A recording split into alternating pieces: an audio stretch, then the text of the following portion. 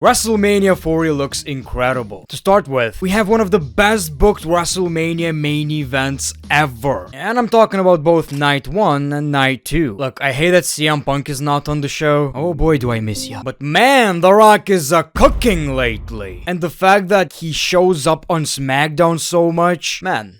Maybe he really is a long gamer. So far we have 9 matches announced. More to be added lately for sure. I mean, we don't have many women's matches so far, and people are complaining as if WWE are not gonna put Bianca Belair on the show. Just wait. Let him cook. I'm also worried about Bobby. Well, I'm worried about his WrestleMania status. Bobby's doing fine. Probably spending some time with them women. But you know, I was thinking about Bobby Lashley versus Karrion Kross, and it's, to me personally, hate to say it, not a WrestleMania match.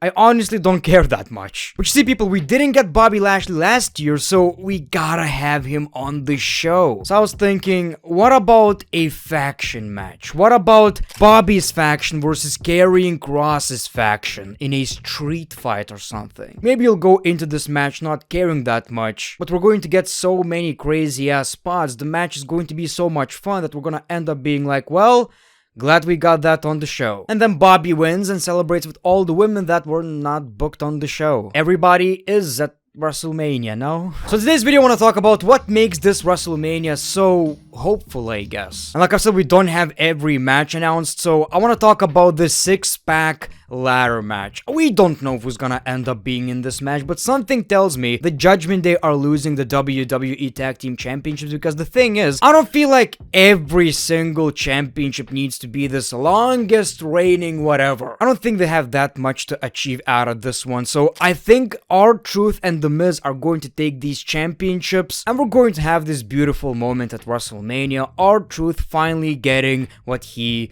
deserves, and he's going to call the championship the Hardcore Undisputed WWE World Heavyweight Universal Championship. Can't wait.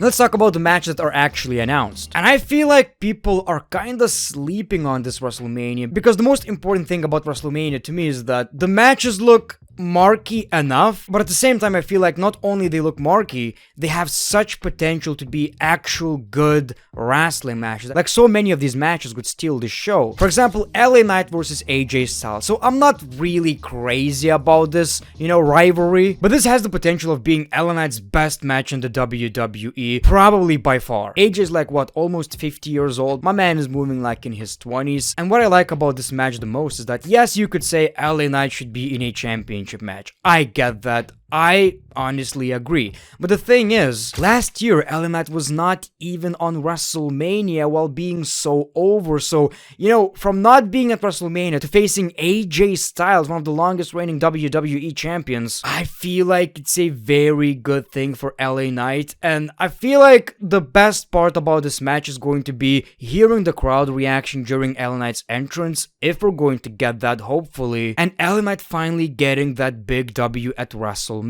If he's going to win. Like, I think AJ winning would be such a dumb decision. He has nothing to gain out of this. Another match people are sleeping on is Jey Uso versus Jimmy Uso. So it's a dream come true for these two guys, because they kept talking about how this is the match they wanna, you know, have. And again, it's marquee enough, right? It's brother versus brother. Twin versus twin. Came out of the vag at the same time, pretty much. But people also seem to forget that they're such great wrestlers, and the fact they won this match, the fact they care about this match, the fact this is the biggest match of their careers, it tells me that this could be the match of the night. Both nights. I feel like people are sleeping on it. Will this have a stipulation? Possibly. Does it need one?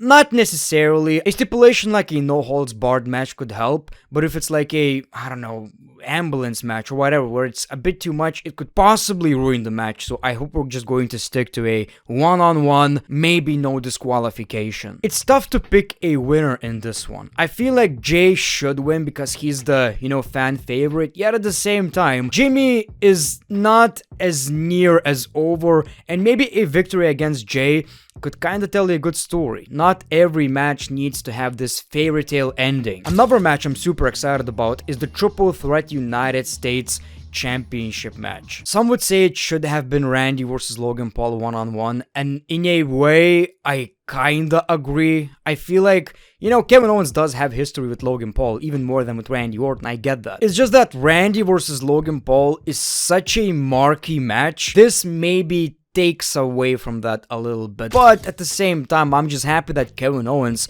is, you know, having an important match at WrestleMania again. Now again, this one has such potential too. I think this is the first Logan Paul's triple threat match, and what I believe is going to happen is Randy Orton and Kevin Owens are going to take each other out. Logan Paul is just gonna pin one of them. You know, maybe we're going to end up seeing KSI. What we will see is a goddamn prime bottle in the middle of the ring, and I just hope it's for this one match, but we all know it ain't happening. You know, it's gonna be on the mat. And I get that. They're just trying to make money.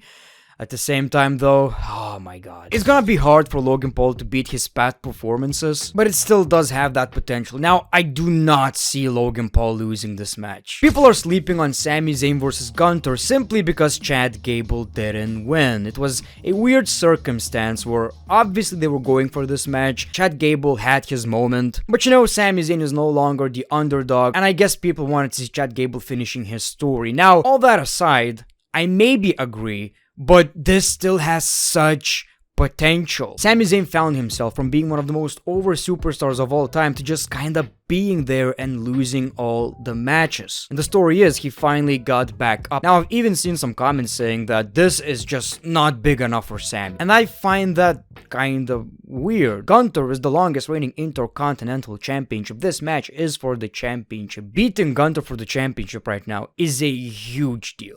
It's a massive deal. Now the question is, should Sami Zayn actually beat him? Now, it's kinda weird because we're going to get all these pay-per-views in Europe, and Gunther not having the Intercontinental Championship just seems kinda weird. And I don't think timing-wise WWE are ready for Gunther challenging for the World Heavyweight Championship. So I think Gunther is retaining, but it's kind of a bittersweet in my opinion. Seth Rollins vs Drew McIntyre is going to happen on night 2, and it's kinda interesting because Seth Rollins is not gonna be at 100%. Now, when it comes to this match, I'm super excited. I feel like the story is decent, even though Seth Rollins is kind of focusing on The Rock. You know, he's not even paying attention to Drew McIntyre. But I think eventually it will bite him in the ass. And when I'm talking about what I want from WrestleMania, I want Drew McIntyre to win the World Heavyweight Championship just as much as I want Cody to win the championship. Maybe even more. I liked Seth Rollins as a World Heavyweight Champion. I think we got some decent matches, but dude, I want a change. We haven't seen a single other World Heavyweight Champion, and Drew McIntyre with his recent heel character is just so perfect for that, but I'm kinda worried about this match. Look people, Damian Priest is Mr. Money in the Bank. And look, I like Damian, always did. He's really good, really charismatic, really fun in the ring. Do I wanna see Drew McIntyre winning the championship and losing it immediately? Nah, oh no. This sounds like a nightmare, honestly. But the fact that we have a potential of Drew McIntyre winning a championship in front of a large audience, I just feel like this WrestleMania has such potential. Another match is Rhea Ripley versus Becky Lynch for the Women's World Championship, so nobody could beat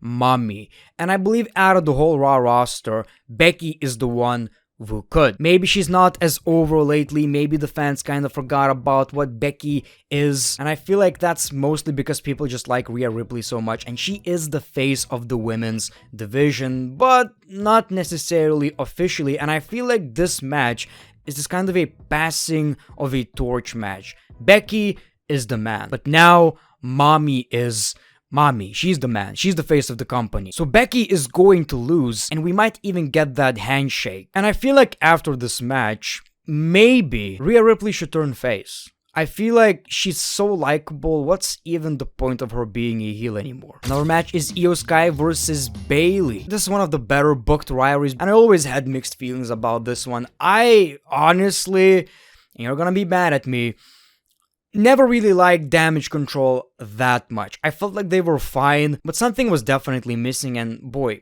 they had a terrible theme song and they just redid that in Japanese. They never learn. And I also kind of have a problem with Io Sky being the champion because she's been a champion for months now, and I'm still not feeling it. It feels like she's not even the most important part of the storyline, which is crazy. And she's so good too. Like, I'm a big fan of Io Sky. I was a fan ever since NXT. But this is another match that gives you that, you know, beautiful moment. Bayley beating all the odds and winning the WWE Championship. And realistically, this should be the main event, I know, but we gotta face reality. This is not the most anticipated match on the card. You can't have The Rock on the card and it's not the main event. It just doesn't make any sense from a business standpoint. Speaking of which, this is going to be the main event of night 1. The Rock and Roman Reigns versus Cody and Seth Rollins. And I love this because this could go either way. So many scenarios. Obviously, you guys know the stakes.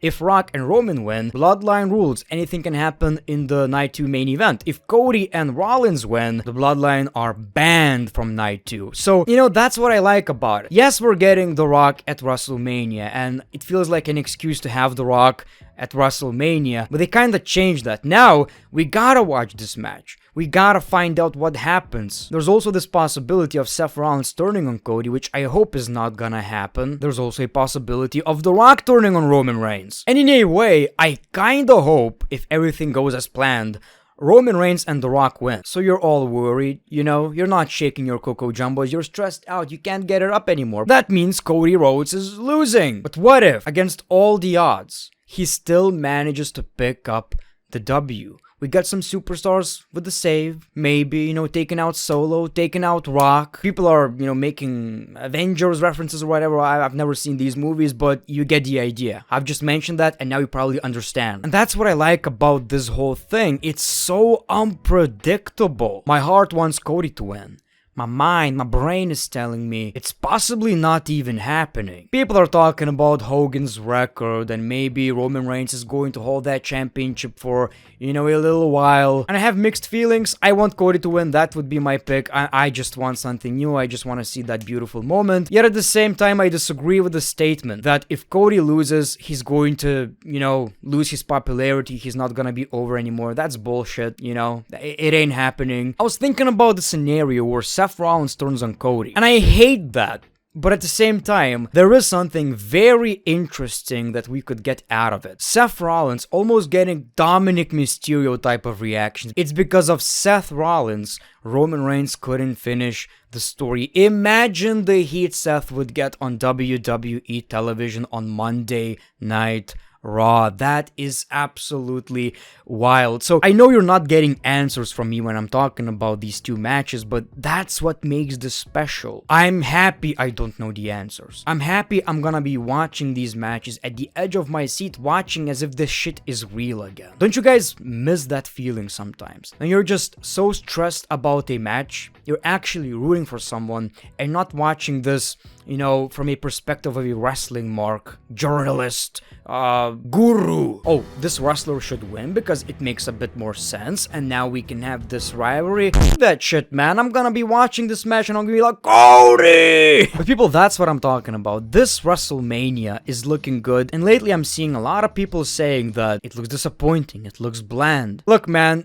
I wish we got Punk too, but I think WWE did better than expected given the circumstances. So thank you for watching this video. Like, subscribe if you already didn't. Trying to finish my story right here, which is 500,000 subscribers. Thank you for watching The Great One. Peace, love, and hugs. It's been a pleasure.